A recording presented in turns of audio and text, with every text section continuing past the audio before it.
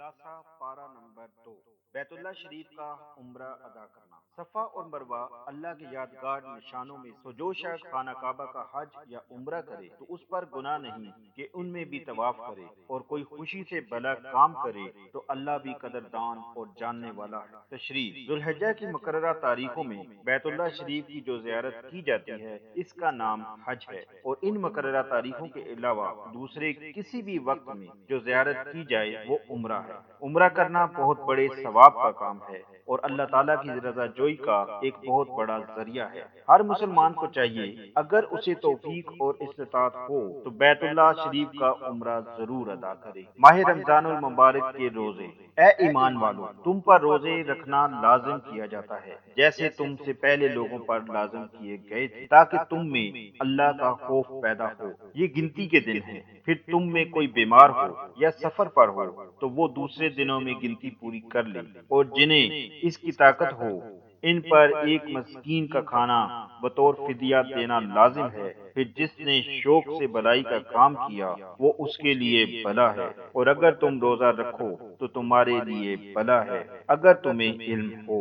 رمضان کا مہینہ وہ ہے جس میں قرآن کو لوگوں کی ہدایت کے لیے واضح دلائل کے ساتھ اتارا گیا، بس تم میں جو یہ مہینہ دیکھے وہ اس میں روزے رکھے، اور جو بیمار ہو وہ دوسرے دنوں میں گنتی پوری کر لے۔ اللہ تمہارے لیے آسانی چاہتا ہے اور تمہارے لیے تنگی نہیں چاہتا، اور یہ اس لیے بھی ہے تاکہ تم گنتی پوری کرو اور اللہ کی بڑائی کرو۔ اس نے تمہیں ہدایت دی اور اس کا شکر ادا کرو۔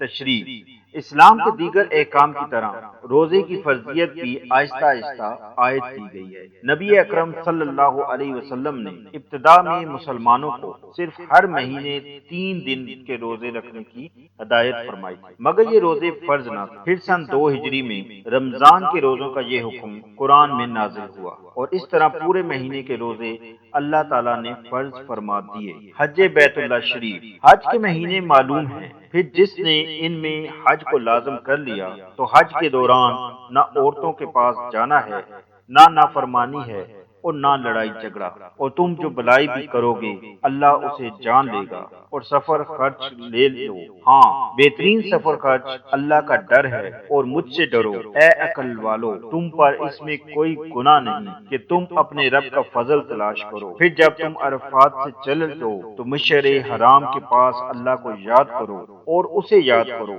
جس طرح اس نے تمہیں ہدایت دی ہے، اور تم اس سے پہلے بے شک گمراہوں میں تھے۔ تشریح: حج اس مسلمان پر فرض ہے جس کو استطاعت آنے جانے کا خرچ اور پیچھے رہ جانے والے اہل خانہ کا خرچ وغیرہ پورا موجود ہو، مگر حج کے دوران رب کے فضل کی تلاش سے مراد ہے سفر حج کے دوران اپنی کسب معاش کے لیے کوئی کام کرنا۔ نفلی حج بھی ادا کیا جا سکتا ہے۔ اگر کسی شخص کو استطاعت ہو تو وہ بیت اللہ شریف کا حج ضرور کرے، کیونکہ حج کے بعد مسلمان ایسے پاک ہو جاتا ہے جیسے ابھی ابھی پیدا ہوا۔ طالوت اور جالوت کی جنگ۔ غرض جب طالوت فوجیں لے کر روانہ ہوا تو اس نے ان سے کہا کہ خدا ایک نہر سے تمہاری آزمائش کرنے والا ہے، جو شخص اس میں سے پانی پی لے گا اس کی نسبت تصور کیا جائے گا کہ وہ میرا نہیں، اور جو نہ پیے گا وہ سمجھا جائے گا کہ میرا ہے۔ ہاں اگر کوئی ہاتھ سے چلو بھر پانی لے لے تو خیر۔ جب وہ لوگ نہر پر پہنچے تو چند شخصوں کے سوا سب نے پانی پی لیا۔ پھر جب طالوت اور مومن لوگ جو اس کے ساتھ تھے نہر کے پار ہو گئے تو کہنے لگے کہ آج ہم میں جالوت اور اس کے لشکر سے مقابلہ کرنے کی طاقت نہیں۔ جو لوگ یقین رکھتے تھے ان کو خدا کے روبرو حاضر ہونا ہے، وہ کہنے لگے کہ بسا اوقات تھوڑی سی جماعت نے خدا کے حکم سے بڑی جماعت پر فتح حاصل کی ہے، اور خدا